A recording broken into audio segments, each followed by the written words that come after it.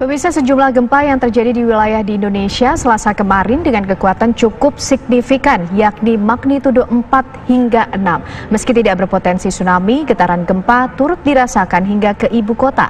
Untuk mengetahui penyebab dari rentetan gempa tersebut, reporter TV One Maria Asegaf akan mengabarkannya dari kantor BMKG. Pemirsa, pada Selasa kemarin sempat terjadi sejumlah gempa bumi yang terjadi di beberapa wilayah di tanah air. Total ada 5 gempa bumi yang terjadi pada Selasa kemarin di wilayah Banten, kemudian di wilayah Jepara, Pangandaran, dan juga di Selat Sunda. Memang keseluruhan gempa bumi tersebut tidak berpotensi tsunami. Namun yang perlu kita cari tahu juga sebenarnya ada fenomena apa di balik rentetan gempa yang terjadi dalam kurun waktu 24 jam tersebut. Kita langsung akan tanyakan kepada Bapak Daryono selaku Kepala Bidang Mitigasi Gempa Bumi dan Tsunami. Sehat Pak Daryono? Alhamdulillah sehat. Nah, mungkin kita bisa langsung saja Pak. Sebenarnya dari rentetan gempa tersebut, apakah ada kaitannya antara gempa satu dengan gempa yang lain Pak? Iya, jadi kemarin itu ada 4 gempa signifikan ya, yang di utara Jepara itu di Laut Jawa itu berkekuatan 6,1 terjadi pada pagi hari pukul 5:44 menit waktu barat. Kemudian siang harinya pada pukul 11:24 WIB terjadi gempa 5,1 di Bandung Selatan.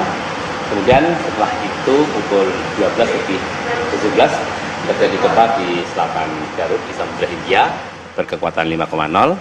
Dan kemudian pada pukul 13:16 terjadi gempa berkekuatan 5,2 di selatan Selat Sunda.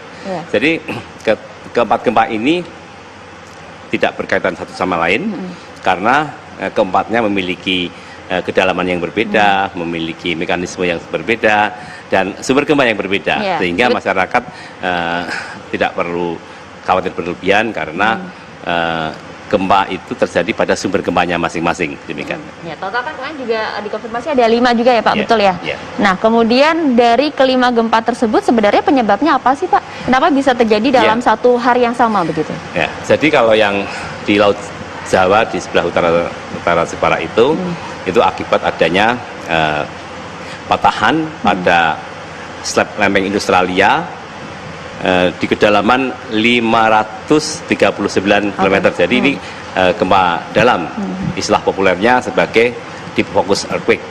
Nah, kemudian kalau yang gempa 5,1 di selatan oleh ini ya, ini adalah gempa deep focus earthquake, gempa dalam di utara Jepara ya, di Laut Jawa. Ini kedalamannya 539 km. Ini gempa dalam.